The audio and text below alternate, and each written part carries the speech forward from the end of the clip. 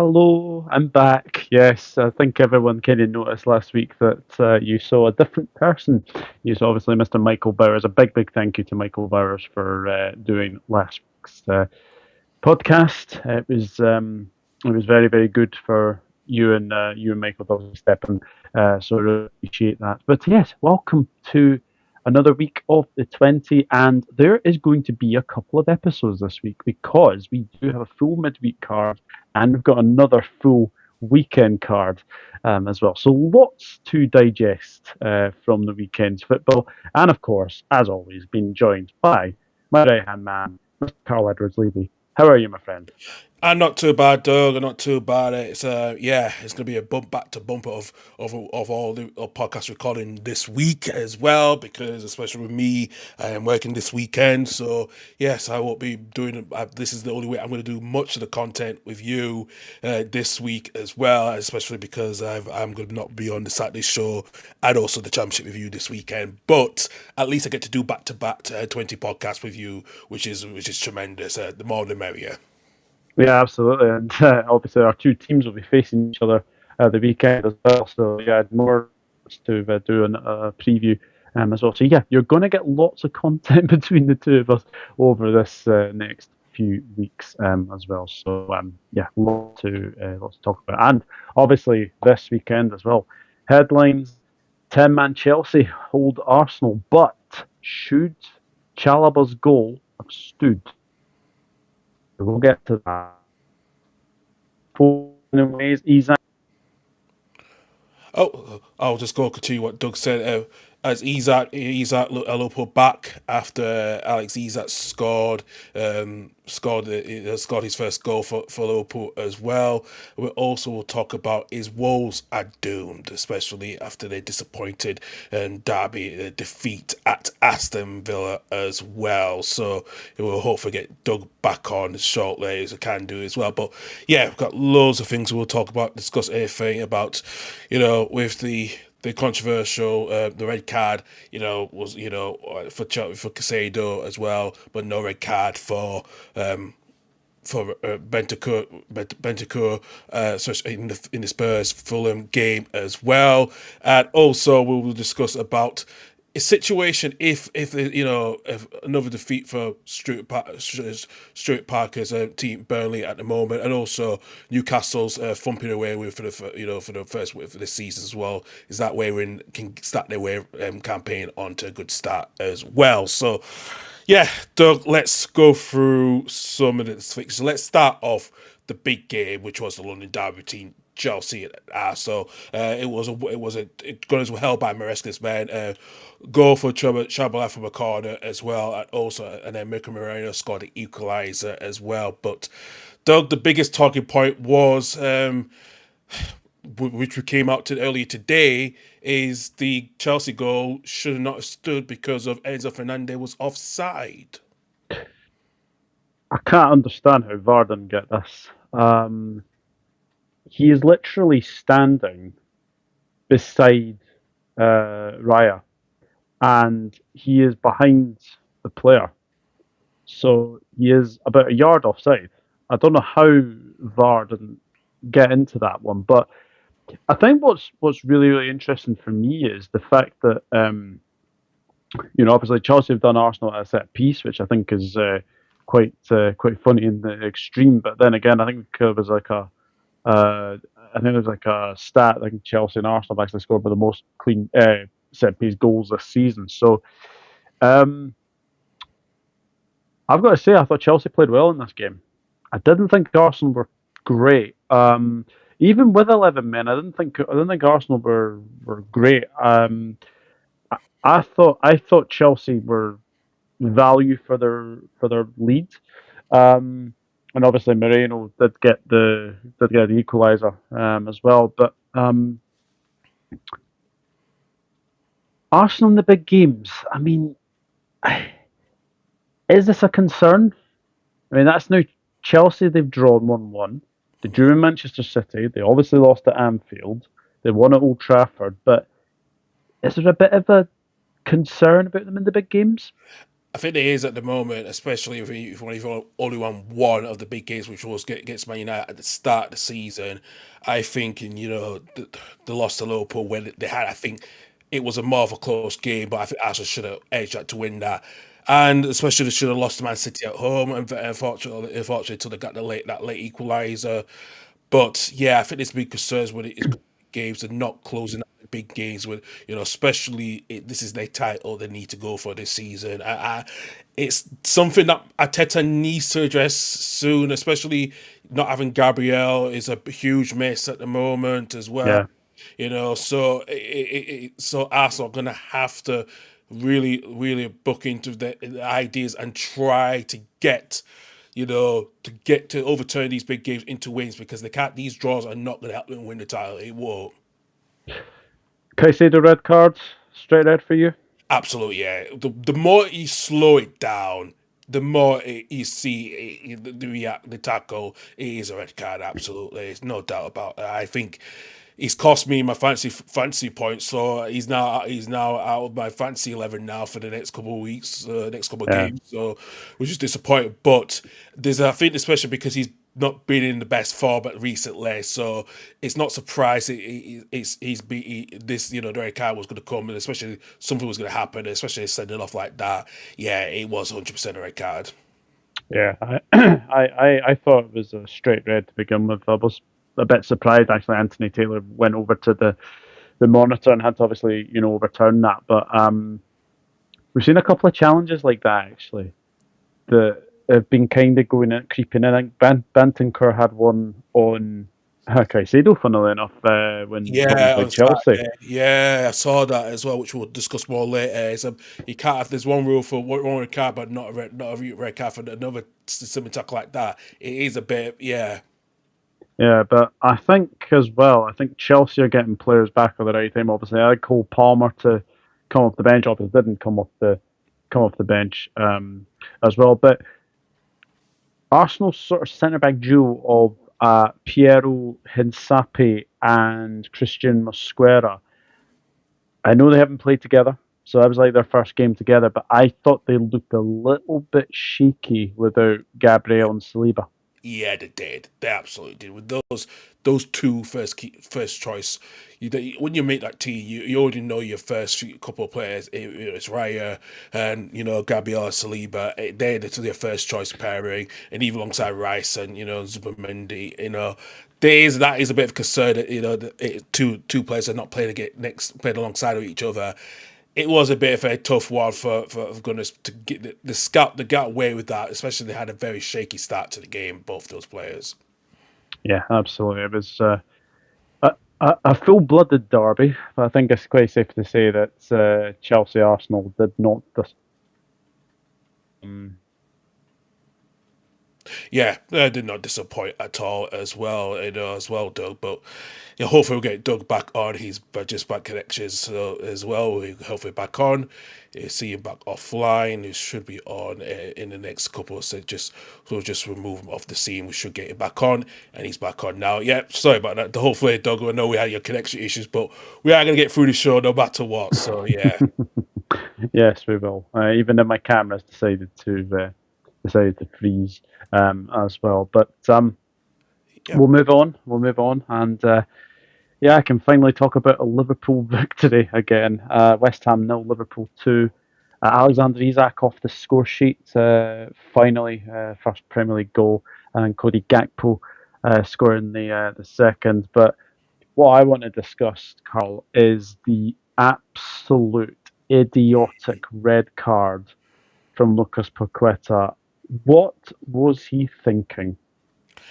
I think there's been a lot I think deep down, he just come off from a suspension after collecting a bookable offence. I think 5 bookable offences this past season, and I think because he was not involved with with the incident, with the free kick, but it was him showing dissent, and I think he just lost it completely because of what's been happening to him, especially the lack of support from the FA after the rules about him, the betting allegations. And I think it's affected him so much because the outcome, yes, he was cleared on those allegations. But I think the aftermath was not having the support from the FA. He came out in his social media about it.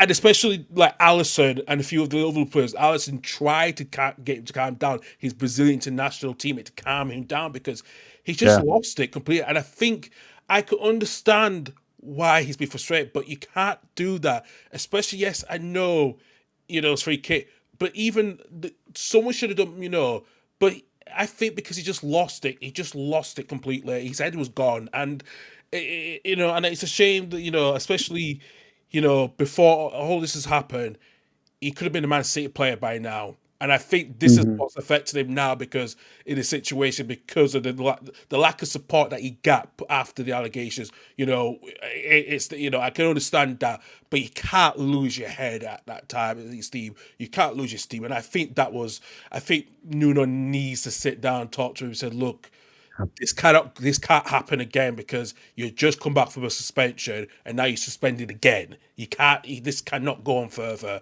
So there needs to be better support mechanisms around for Paqueta and completely because, look, I understand it, but Joe Bowen should have just said, look, just carry on. Don't argue with the referee. And no West Ham players did take no control of it. It Yeah. only took Alisson to take control of it in a part of the way to try and calm his fellow international teammate to calm him down. ISAK's first Premier League goal. I've got to say that was kind of the old ISAK, just instinctive finish. Great ball from Cody Gakpo, and it was a great finish from ISAK. Absolutely, yeah, good goal for me. Zach. Listen, I think you now, especially dropping Salah, was the right decision to do. It was the right decision. I think you need to the way how Isaac plays. You have to play the ball in the air when he's running because he's better off the ball. That's when you get the best out of him. When the ball's played earlier, he has got that stamina, that pace to try to break the deadlock when he's on 1-on-1. But to get that goal, it's been overdue coming, and I think it slowly was coming. It was coming so slowly, but after this weekend, the pressure's off him now, and especially he can hopefully get a bit of a confidence boost for him to try to become the main focal point for Liverpool this season. And actually, I want to speak on two players because I thought Florian Wirtz was absolutely outstanding, probably his best game in the Liverpool shirt. But Yeah, I want to speak about Joe Gomez. Now, Joe Gomez, the last time he played was against Southampton in the Carabao Cup, and he was ridiculed for his performance. But yesterday, I thought he looked really solid at right back going forward. I thought he was really, really solid in that back four.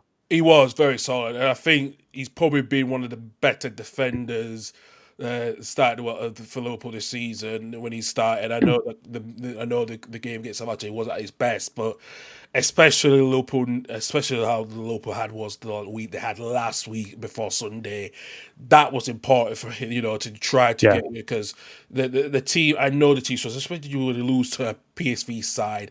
It's so embarrassingly, and as well before that Nottingham Forest, where was going to be that turning point? Because I think that Gomez was the best of the bunch yesterday at the London Stadium yesterday. To get Liverpool to get that clean sheet for Liverpool against West Ham. are you a bit worried about West Ham? 'Cause they're still languishing above the relegation zone. A little bit. I am a little bit, but I think with Nuno, they got someone like Nuno who's did something like this at Forest a couple of seasons ago and got them out of it. Yeah. I think they might be okay in a way. I think they might be okay. Yes, that was a blip, but I think they might be okay. Especially, I think the January transfer is around the corner for them, and I think that's going to be vital for them of getting to what players that Nuno needs completely. Yeah, absolutely. But a huge, huge win for Liverpool, and it eases the pressure on Liverpool manager Arne Slot. Absolutely, it does. Let's move on to the game at the Etihad, and like I said, what a crazy game! Man City took the Hmm. lead. in the first minute through Phil Foden, and then of course Graviola scored for the second goal by half time, and then Leeds pulled one back after through Dominic Calvert-Lewin, and then Lucas Nemcha, equalising later a little bit in the second half after the penalty was saved by Dunamora, and then after Lee's heads went down completely, collapsed when Phil Foden scored the winner in the 91st minute as well. Yeah, how are you feeling after that? Because I've put there positives for Leeds to take after that. Because I think Leeds played really well on the weekend to get back to that 2-2. When it obviously went to 2-0, I was a little bit concerned because obviously we all know that will happen the last time you played Man City at the Etihad. I think it was a 7-0. Yeah. So I was a wee bit concerned with that. But I've said there's Foden spares City's blushes. City were great in the first half, but the second half, I think that's the worst I've seen them play all season. Yeah, absolutely. It's the worst I've seen the whole playoff season, and it could have lost to a promoted team, and that would have been an embarrassment for Pep, to lose back-to-back games, especially after losing to Bayer Leverkusen, when making a lot of wholesale changes. You could have been embarrassing. But for Leeds, I'll be honest with you, Doug, I actually did not want. I was not really bothered about this game. Because I knew as soon as I took the lead, I said I was not even keeping an eye on it. So I was just being busy with my day. I've been busy with my day, back at the flat here. And then later, then I've looked up on the score, thinking about second half, thinking, what's just happened here? I'm like, am I dreaming? Is that a glitch or something? And it was reality that at least came back in the game. I was so surprised. I thought, could this be the moment that could turn things around for Daniel Farke? Because I think the tactics was, in the second half was spot on to make the changes of bringing, because we needed to play with two up front, to play the 3-5-2. We felt a lot more confident, better.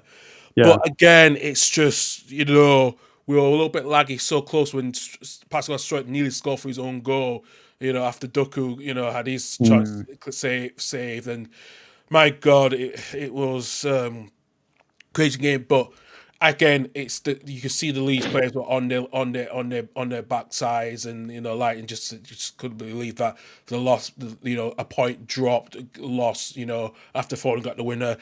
I still worry about Leeds' future in the Premier League. And listen, I think Daniel Farke he's a lovely gentleman. As I spoke about it with Michael and Annie and Stefan in the Championship review on Sunday night, but I don't think he's good enough for the Premier League. I think he's more of a Championship man to get clubs out of the Championship. And I just don't think it's a cover. I think at the moment, before this past weekend, there was a lot of future about Farke, and there was two names who have been linked.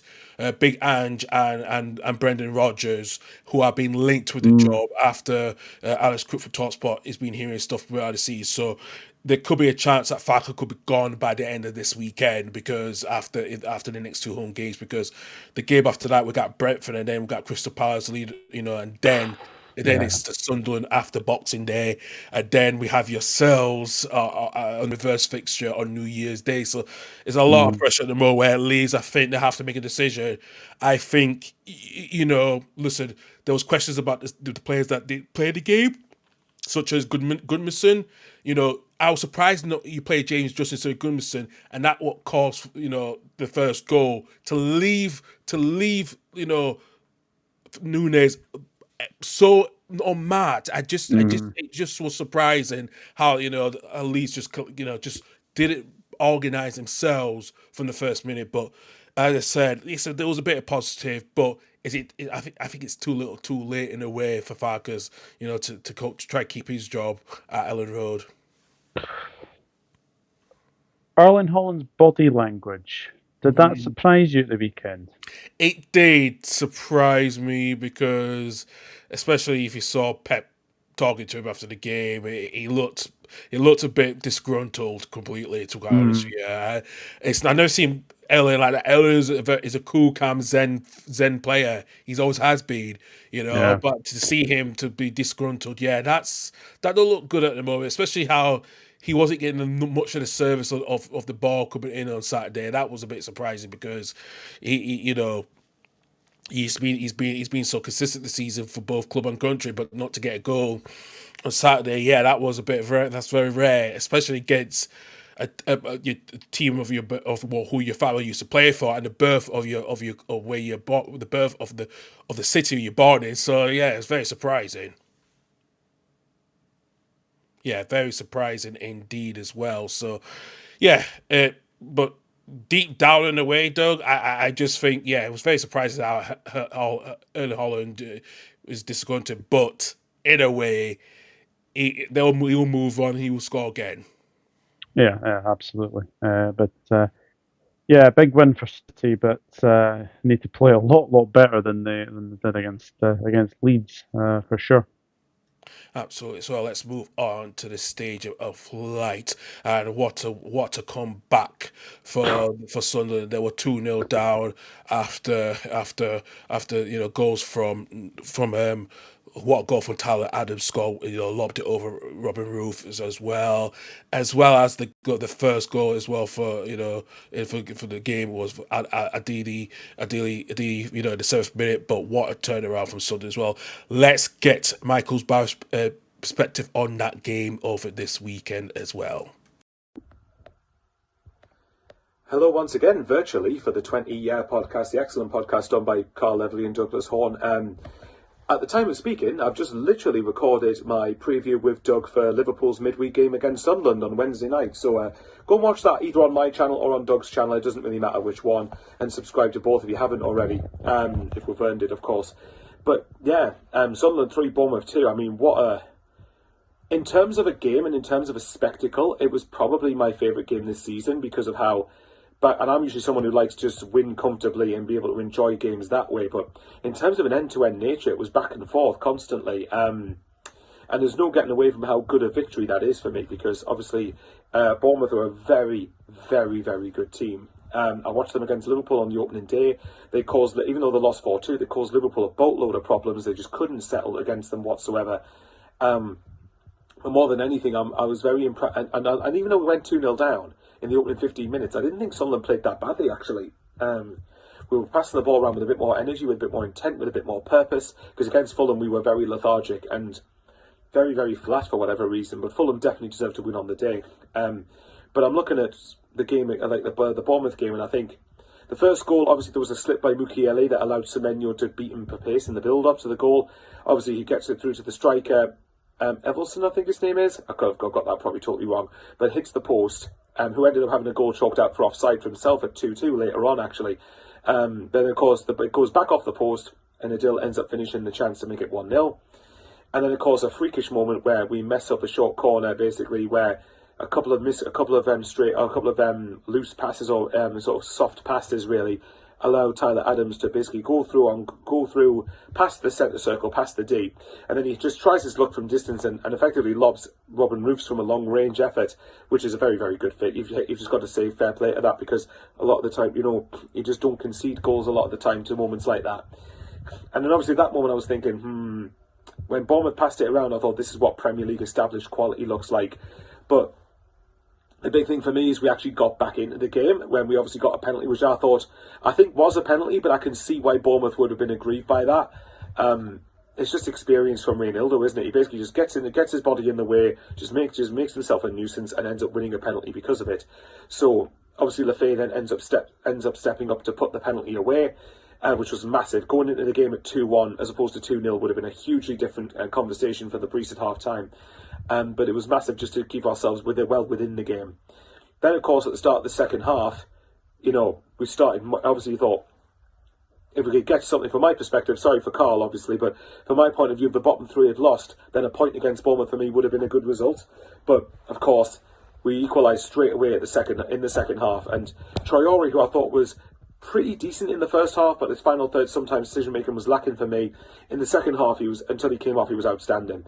Not just for the fact that he scored, but he terrorised Bournemouth's left-back constantly, and he just didn't know how to end up living with him. And obviously, for the goal itself, Petrovic, I think I would argue, maybe could be disappointed to have got beaten at the near post because of it. But nevertheless, Traore got us level within a minute of the second half. Similar to Everton, actually. I'm sure Doug wouldn't have minded that. Getting level within a minute of the second half, and it enabled us to give us the platform to go on and try and win the game. Now, I still said it 2-2. Even before the game, I took a point against Bournemouth anyway, because we've just got to make sure we keep edging towards 40 points. And Doug messaged me after the game saying 18 points to go, and I stand by that. That's still what I'm looking at. But with all that having been said, though, I think it was just important. It was important to have got something out of it. But of course, the Brees, to be fair, when I've criticised him for his substitutions or lack thereof in terms of proactiveness, he makes 3 substitutions where he brings on Trey Hume, Brian Broberry, and Romain Mundle, and that's Romain Mundle's first appearance for Sunderland's first team since the playoff final. Come to think of it, and I thought Mundle didn't look out of place. Thought he looked really, really good. Long way to go as to whether he's actually good enough for the Premier League, but so far, for the opening half an hour, it was so good, pretty much. And then, of course, we had a chance where I think before all the changes were made, Traore was running through on goal. Well, running through kind of on goal, but was getting closed down. And if he passes through to Isidore into the centre of the penalty area, then he's got a good shot at making it 3-2.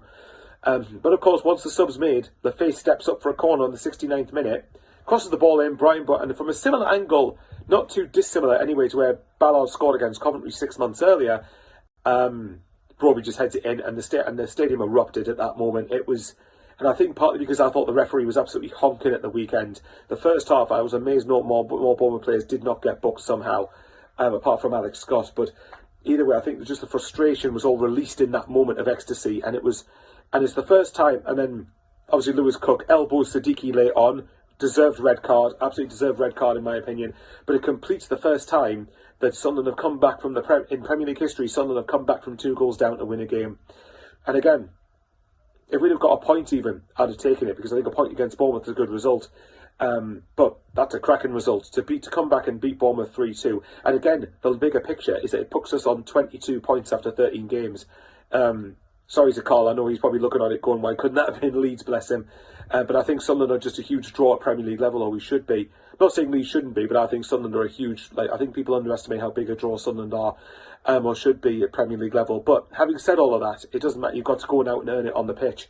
And I think to get 22 points after 13 games is just utterly insane, and far beyond anything I thought was going to happen at the start of the season. So, look, I'm still looking at it, as Doug said to me on Saturday, and as we've just said on our preview for Liverpool against Sunderland, again, go and watch it as a plug. Just please, that'd be really nice, appreciated. But, I said, look, 18 points, that's still what we've got left to get. That's still what we've got to aim for. And I do think we will get it. I do think we'll get the 40 points. If we get the 40 points as quick as possible, then I will reassess from there and see what we can do. But for now, 22 points, especially when this month we've got Liverpool away, Man City away, Newcastle at home, Brighton away and Leeds at home. This is a very tricky month for Sunderland. And even Leeds, who on paper are the easiest games, is still not an easy game. Every game's difficult in this division. So it's a bit. I'm going to see where we are come maybe the start of January or the FA Cup third round. But for now, 22 points. The more points we get now, the less pressure later on in the season. And yeah, couldn't be happier at the moment. And like I said, this week we're going to Liverpool, Man City away. The only negative really is Xhaka and Siddiqui are on 4 yellow cards, and we need to make sure that we can either they don't get booked at all in the next 2 games, or if they do get booked, get them both booked on Wednesday night against Liverpool, because we need them for the Newcastle game. Because if we don't have either of them, then I think we'd be quite lucky to get anything out of Newcastle, to be honest. But nevertheless, at least these 2 games, because we've beaten Bournemouth, we can approach them as, and I still think they're free hits despite Liverpool's recent form. I think we could maybe get something at Anfield, but I wouldn't be shocked if we got a point. But I'm still expecting a defeat. But these aren't the games that are going to determine how well we do this season. But we can approach them with a bit of freedom because we've beaten Bournemouth. Anyway, thanks to everyone who has watched me waffle on for the last 8 minutes practically. And yes, thanks to Karl and Doug, and enjoy the rest of the 20 podcast. Away the lads.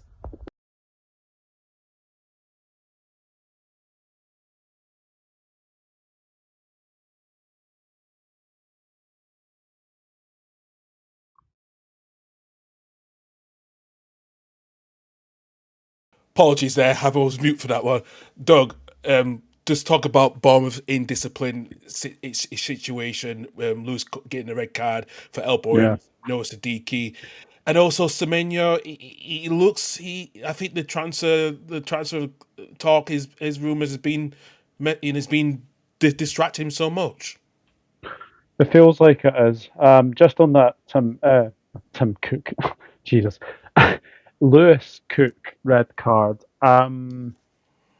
Yes, red card. I mean, you can't go past someone and like basically forearm smash them.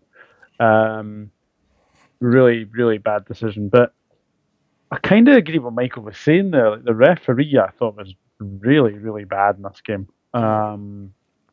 Tim Robinson, I think his name is. But Yeah. um, I think in the end, Sunderland deserved to win. If I'm a Bournemouth fan, I would be very concerned about the amount of goals they're conceding right now. Because I think it's out of the bottom. I think they may have conceded the most goals in the league, Yeah. which is a real, real concern. Look, everyone was giving them plaudits for the way they started the season, but I think we're kind of seeing now that they are a little bit suspect at the back. Most of that, if I'm being brutally honest here, is down to Senesi. I don't think Senesi's had the best seasons. No, no, I don't think he has as well too, and it's a huge worry for Aloya and his team. Is just a huge concern, especially they're running games that are coming up as well, where they got to play Everton tomorrow, and then the Yeah, week coming they got Chelsea, and then after that, yeah, they got their way to Manchester United. So yeah, on the Monday Night Football, so it is a bit of a concern coming up as well because they got up to the Christmas period. They got Burnley as well, and then yeah, the Brentford on the 27th as well. So it's a bit of they're gonna have to overturn the games at the moment, because especially drawing against West Ham has not been good enough, to let yeah, two. So huge worry for the Cherries at the moment. yeah. But Sunderland just continue, and my running joke with my uncle continues as well. Because anytime they win, I always basically tell him, basically how many points they have to till they get to the magic 40. Because I was speaking to Michael earlier on a preview I did with him for obviously Liverpool Sunderland, and he was saying the same thing. Get to 40 points as soon as possible. But I said to him, look, I don't think you're going to need 40 points. I think the max you're probably going to need is probably about 34, 37. Yeah, I see that with that number now. I thought it was going to be at least 40, but as I've been looking at the teams around us and ourselves, it's going to be 30, between 30, 34 to 38 at least now. It's just, it's inevitable, because I just don't know how Burnley and Wolves can get the winner, especially Wolves. We'll talk about Wolves shortly as well, but yeah, Yeah. for Leeds, then that's the number they're going to have to need if they want to stay above, stay in the Premier League. Yeah, absolutely. Like, huge one for Sunderland. But yeah, Bournemouth, a little bit concerned for them. A little bit concerned for them. Absolutely, yeah, absolutely as well. Let's go to Hill Dickinson Stadium, and Newcastle get their first away win of the season after on Eddie Howe's birthday present, after they won 4-1 against Everton. 2 goals from Millet and after first goal after 55 seconds as well, and Lewis Malley scored after a blunder from Jordan Pickford, and Nick Voltemade scored as well, and then a consolation goal from Kieran Dewsbury-Hall in the 69th minute. Let's talk about Jordan Pickford, Doug. It was a blunder. He didn't have his best game, and yeah, Yeah, that was a tough defeat for Everton. I didn't see this coming. Especially with what happened to Newcastle and Marseille midweek as well. Um, I didn't see that coming at all, to be honest with you. The fact that it finished 4-1 probably flatters Everton to a degree. Because I think Newcastle could have easily got 5 or 6, to be honest. And Pickford's blunder, it goes straight through him. I don't know what he was trying to do. Um, but fair play to Newcastle. Fair play to Newcastle. They've got that big away win. I mean, their next away game is obviously the Stadium of Light. So that big derby's coming up for them very, very soon. So no, it was very, very key for them to get that first away win, because the natives are definitely restless at Newcastle. Yeah, I've spoken to a few Geordies, and they're not really happy with the away form. I think that's something they're going to have to improve. But with games this week, I think they're at home to Tottenham and Burnley. yeah, That's a chance to sort of get 6 points, and then you go into the big derby game with Sunderland the next again Sunday lunchtime. That is going to be a huge game. I'm already looking forward to it because it's going to be a very, very interesting game. But yeah, Everton, that's their biggest home defeat so far this season. Yeah. Um, but they'll be fine. They'll be fine. David Moyes is a real true manager to get them out of a rut, and I'm pretty sure that they will. I could even could see them maybe going to Bournemouth and getting something, to be honest. So, Yeah. but huge one for Newcastle, and Everton just need to go back to the drawing board because that was not a good performance from them at all. Absolutely, and not a good performance for them from the Toffees at the moment as well. Let's go to the GTX Community Stadium, and what a season, a good season it has for Igor Thiago. He scored twice again to beat Burnley 3-1. Another defeat for Scott Parker. Why did I say Stuart Parker earlier? I said Scott Parker. Yeah, this is what happens, when you've been such a busy day as well. But for Scott Parker, but Doug, Igor Thiago, he's Keith Andrews talk about the club is behind him to his big dream. He wants to play for that yellow shirt. I know he has a citizenship for Bulgaria, but his dreams he wants to play for that yellow the yellow canary. Is this going to happen at some point for Thiago, especially with his good start, 11 goal for the season as well? He is like a new signing. Was that 10 goals now he's scored? 11. 11. He has just been brilliant this season. Just goes to show they're not missing Mbeumo and they're not missing Vissa. When you've got Thiago, you've got Shada. I'd even say Jordan Henderson's been one of their players of the season as well. Yeah. Damsgaard. Yeah, and he's looking at Thiago's is the highest scorer in Brazil in across the top 5 leagues in Europe. That is very, very good. But again, it's a bit of a concern when you see that because obviously there'll be other clubs out in for him. But no, fair play to Brentford. I know we've had a lot of discussions about Brentford. I think both of us had them to go down at the start of the season, but they've proved us wrong. They've really played some really nice stuff under Keith Andrews, and it's that home form that's really keeping them up there as well. I mean, they go to Arsenal on Wednesday, which will not be an easy game for them. But you know what? Let's see what happens in that one. But Burnley are starting to worry me slightly. I don't know if they've got a lack of cutting edge right now. Yeah, it's a worry. It's worrying with the lack of cutting edge, especially Zian Fleming is your main striker up front at the moment. I just worry about them at the moment, Doug. Look, like I said, they had to make the right signings. I think Breuer is probably not the right person for a player up front to get the goals with his injury record he's had in the past. And when he's had Chelsea and Fulham alone, there's huge worries at the moment. But I just don't know where who's going to keep them up, to get the goals for them. And I think it's like what's the same situation. At least I think once a couple of games you don't get sussed out, you're going to get sussed out after the first couple of games. That's what's happening to both Leeds, and not only that, but also Burnley as well. So it's a huge worry at the moment, and I just it's question of, especially I think Kyle Walker could have done better with the clearance for the first goal, for the first goal Thiago scored, and like I said, it's a huge worry at the moment. I don't know where they're going to get the win at the moment, but against Burnley at the moment, I really don't. It's a huge worry for them. It is, but I want to speak about one player actually. It's the right back Coyote. Could he potentially be a suitor for another club in the summer? I know we shouldn't be sort of speculating, but I've been really impressed with Coyote. I think he is a really, really good player. Remember him at Fiorentina, and I remember him getting a lot of plaudits when he was at Fiorentina. Yeah. But this season for Brentford, I just think he's gone on another level, and especially keeping out Aaron Hickey.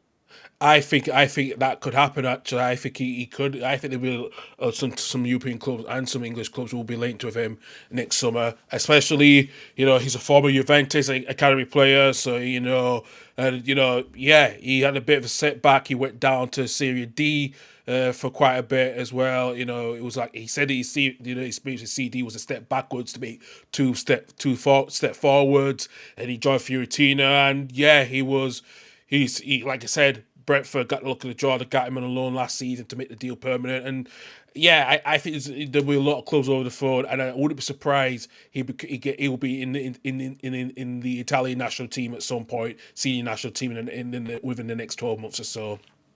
Yeah, I've been very impressed with him, and I think he's done a good job keeping Aaron Hickey out of the side. Let's just say that. I think he does, especially Aaron Hickey, but his future is questioned. What does he do now, especially with KOD play? Hickey lost his place, so there's a huge talk about what Hickey does with his future. Absolutely.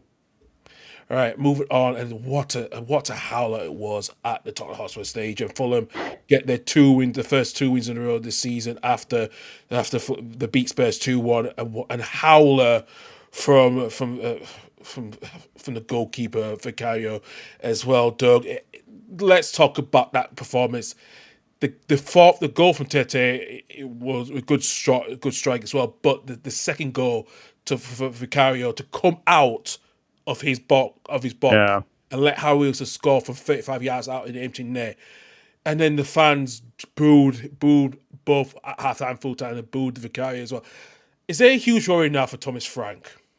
The home form's been a real concern for me. I mean, they've lost to Bournemouth, they've lost to Aston Villa, they've obviously lost to Fulham. I mean, fair play Fulham. I think that's their second win in a row. But that howler from Vicario is just crazy. I don't know where he is going when he's coming out of his box like that.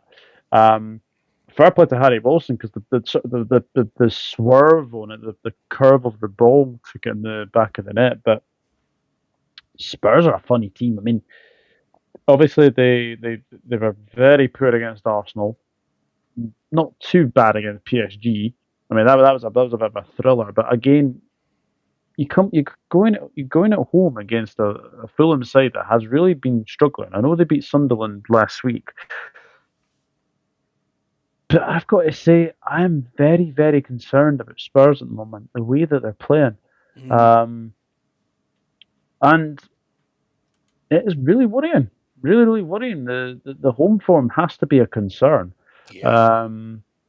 I mean, away form before, obviously that Arsenal game where they played really poorly. I think that's the worst I've seen them playing in North London Derby for a number of years.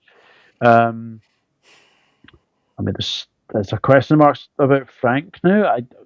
I still think it's still a little bit early. But if you're Marco Silva, if you're Fulham, that's now 2 wins in a row, which is really good.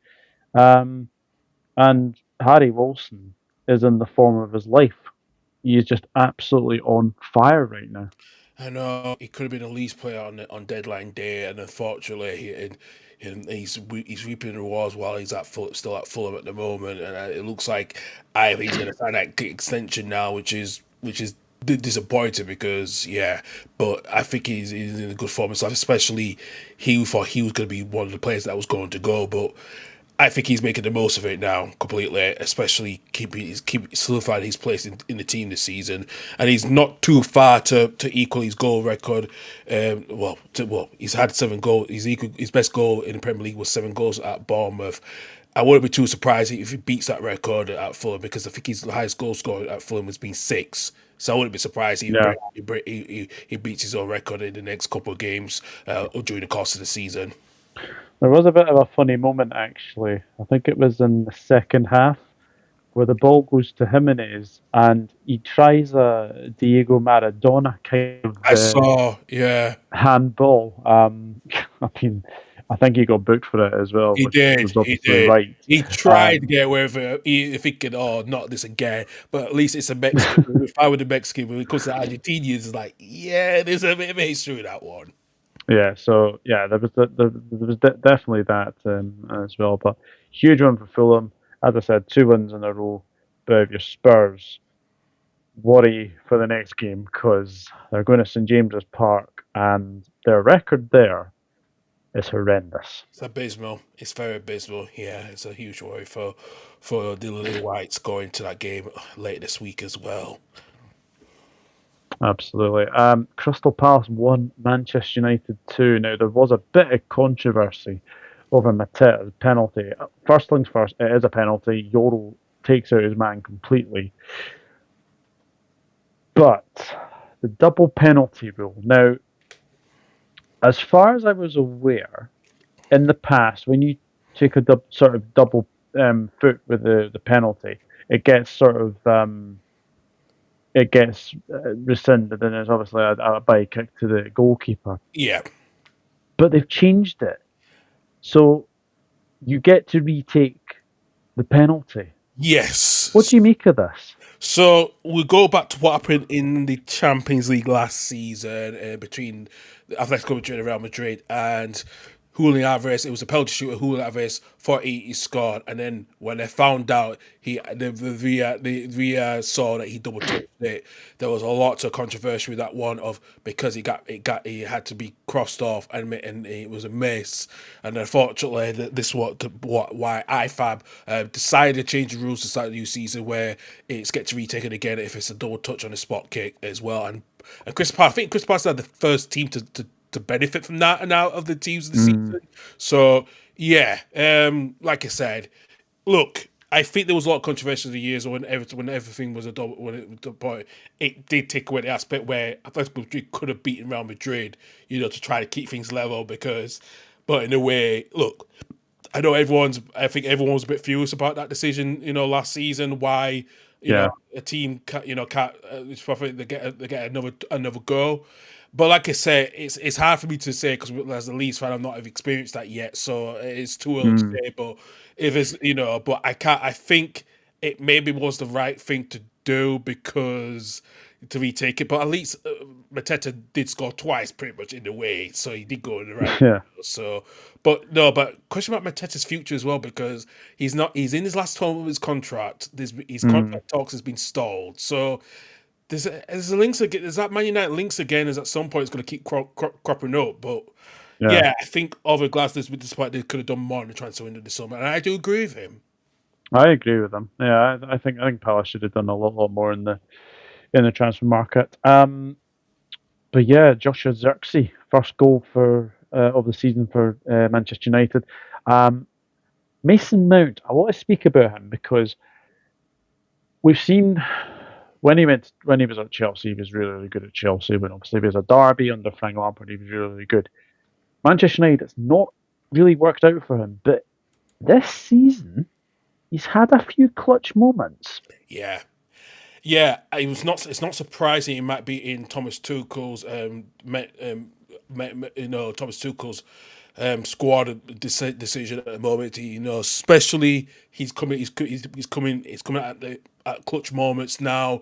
And I think that's good for him because there's questions about his future. Was he going to be there? But with his injuries, he's had some setbacks when he moved to Old Trafford. But I think this is probably at the moment his best.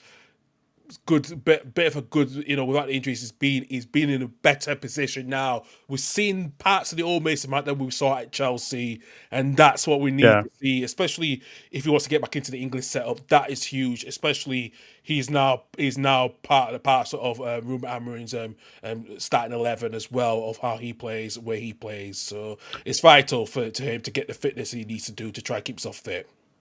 I've got to say as well, kudos to Mount as well. I don't know if you saw this, but at the end of the match, he was kind of consoling Yoro. Yoro didn't have a very good game, but Mason Mount just went over to him, consoled him, and said, "Yeah, look, you'll have better games," which I thought was really, really nice. But could he be a late entry into Thomas Tuchel's World Cup squad? I think there's a chance, Doug. I think there's a chance now, especially.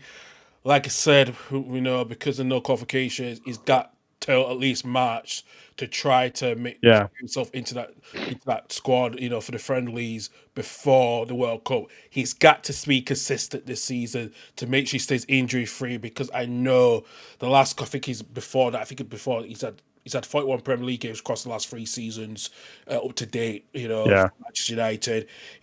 Before he needs consistency. I think he's not had more than 20 games since his last season at Chelsea. Yeah. So for that, he's got to be consistent as well. That's what we need from Mason Mount, to be that consistent this season and try to stay injury free at the moment, because he's still 26. He's going to be 27. He's still a young player. He still can get he's still got loads of time, but the time is now. He's got to keep himself fit now. Yeah, 100%. Big news for Manchester United is that Lisandro Martinez returned after a 6-month layoff with a really serious knee injury. So great to see him back. Absolutely as well. Let's go to Villa Park. This is our promoted game. Like I said, what a goal from Boubacar Kamara gives Aston Villa now a win. Wolves are still looking for their first win. And Doug, we'll start off with Wolves first with Ron Edwards. How they do now, especially there's just no consistency. It's just so much consistent, not lack of consistency for them as well. We've talked about that, but especially they thought they had a goal scored until Jon Harris was impeding Emi Martinez view as well. But what do you go with Wolves in this one? Because the first 2 games of Rob Edwards, like I said, Strand Larsen has only scored 1 goal this season, and I just don't know what to say about Wolves. I think it's inevitable what's going to happen. I don't think any team survived with 2 points at this stage in the season. And I just don't see it happening this season for Wolves.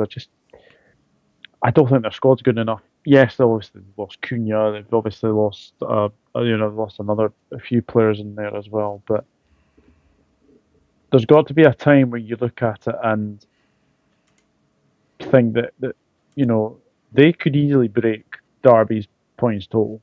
Let's be honest, because I just don't see enough quality in that Wolves side. They played well. They played well against Aston Villa, but again, didn't get the right sort of result. Like, wonder save from Martinez. I mean, from the corner, what a save that was! It was, and then obviously to parry it away as well. But yeah, and a wonder goal from the Kamara as well. Aston Villa do have a tendency to score outside the box. I think they're one of the few teams to actually score from outside the box, really. But I am very worried for Wolves. Rob Edwards, look, I like the guy. I think he's a good manager. But it feels like maybe this was a move that he probably shouldn't have made. I think he should have just stayed at Middlesbrough. And big game against Nottingham Forest coming up. They've probably got to win that for me. Win your home games, and then obviously see what happens in your away games. But it is looking a bit bleak for Wolves, I've got to say. I think if you're Sunderland, be very happy the fact you're 20 points above them. So for me, there's just no chance of them to be in any relegation trouble, with obviously Wolves being in that, being bottom with only 2 points. And yeah, dare I say it, but we could potentially see a new record low points total potentially. Obviously, still lots of games to go, but yeah, I think if they're bottom of Christmas, I just don't see them staying up. No, absolutely not as well.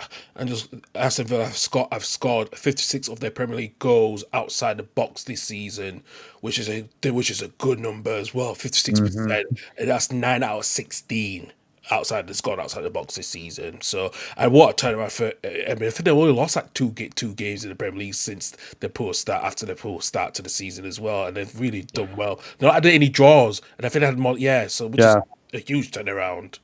That's been a huge. I remember there was talk about potentially Emery's future being up for question, but fair play to them. They've been excellent the way they've played recently. So I think they'll do all right this season, Villa. Yeah.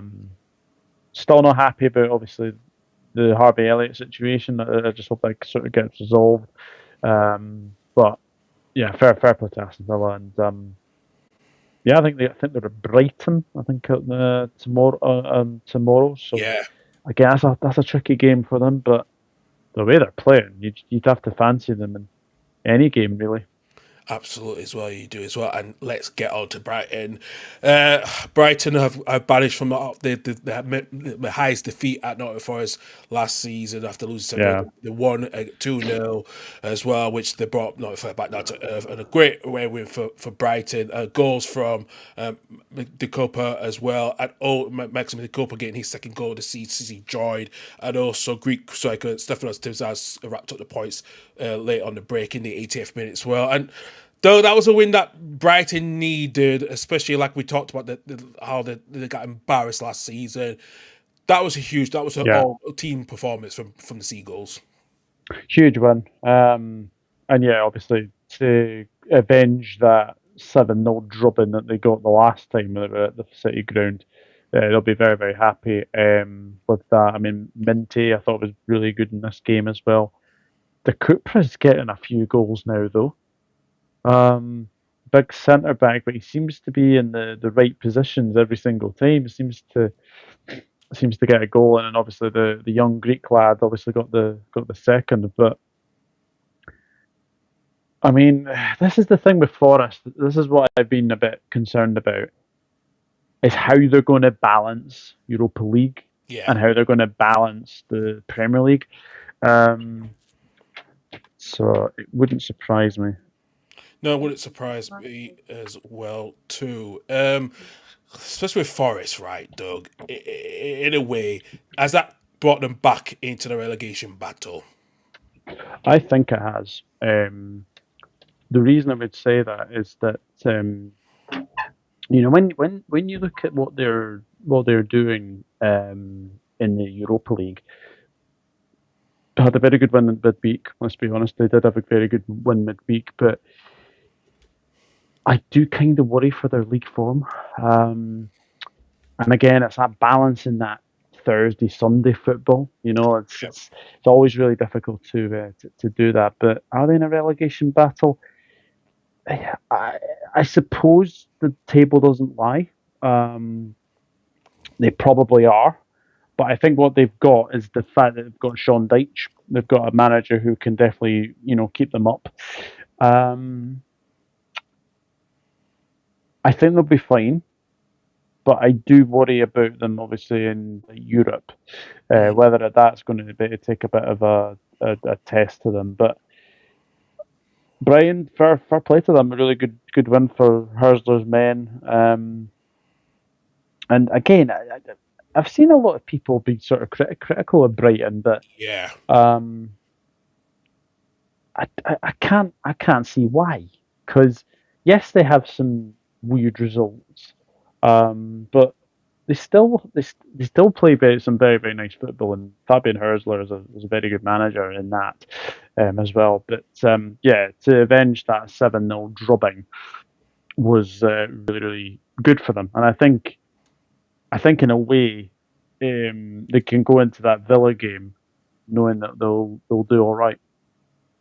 Absolutely as well, Nicky, yeah, especially that as well. Yeah, it's the opposite end, especially Hertzler had a bit of a slow start, but Brighton are now getting into the stride as well. There's quite, like you said, there's questions for Forest, after winning 2 games back to back before the loss on Sunday to Brighton as well. So yeah, it's gonna be interesting midweek battle. We'll see as well. Doug, thanks very much. And somehow your internet connections is stuck up, stayed up consistently most of the recording, but which is a good thing. So yeah, let's go through the table in the Premier League. So Arsenal still top of the table, even though they got the draw. They're now 5 points ahead of Man City. Chelsea and Aston Villa now move up to the top 4. Brighton and Sunderland also it makes up the top 6. Man United just a bit behind them in 7th place alongside Liverpool. Palace dropped down to 9th, while Brentford are now just a point behind them. Wins for Newcastle, the only team and other than Fulham, as well as Fulham, the only tight sides in the bottom six, bottom half the table, to get wins, while Leeds, as you know, you could have got a draw that could have climbed them out of the top bottom three before lose to Man City as well. So yeah, it's a tight table between the top half and the bottom half, Doug. So yeah, it's going to be interesting midweek that we're going to discuss as well. So we are going to be back this week. We to do our midweek roundup as well of the 20 here as well, which is going to be interesting. And then myself and Doug will be doing the match preview between Leeds United against Liverpool as well too as well. And you know, like I said, I am off this weekend because due to my working as well. So it will be Reese and Stefan to do the Saturday show back around Saturday morning as well. So Michael and he is also probably Stefan to do the championship review this Sunday as well too. So yes, I'd like to say thanks to Doug and thanks to myself for listening, for everyone listening. Please hit both our channels, like, subscribe as well, and hit the hype button as well on both our channels with all our content coming through as well. Yeah, absolutely. And as I said, just off the top there, but before I obviously forget, big thank you to you and Michael for covering the last show. Obviously, you did see me, but you obviously see me in video. So it's obviously nice for Michael to replace me with the video this week. But no, it's good to be back, and hopefully for another good midweek round of fixtures, and hopefully our two teams can do us proud, and then we can basically go into that big game on Saturday. Listen, I'm not. The less I say about Leeds, the better for me, actually. So I'm more focused on. I was going to say Hearts at the moment, but they've been a little bit of a blip. So I'm just focused more on Spartans at the moment. So that's all I'm doing anyway. So yeah. Yeah, I don't blame you. After the weekend that they had. Well, I've been focused on other commitments from other sports with my beloved NFL Green Bay Packers winning on Thanksgiving against our rivals Detroit. So that was more important for me to get the win to keep myself in the playoff hunt. So that's all I care about now at the moment. So yeah. Yeah, but no, big thank you to everyone who continues to watch, listen, obviously share as well. I really do appreciate it. And the two of us will be back. We'll probably be back Thursday. I know that Manchester United play West Ham, so there's we'll see what we can do. But it'll be good to get back and obviously do another episode of the 20. So we'll look forward to that. But big thank you to everyone who continues to watch, listen, we appreciate it very, very much. But from myself and Karl, it is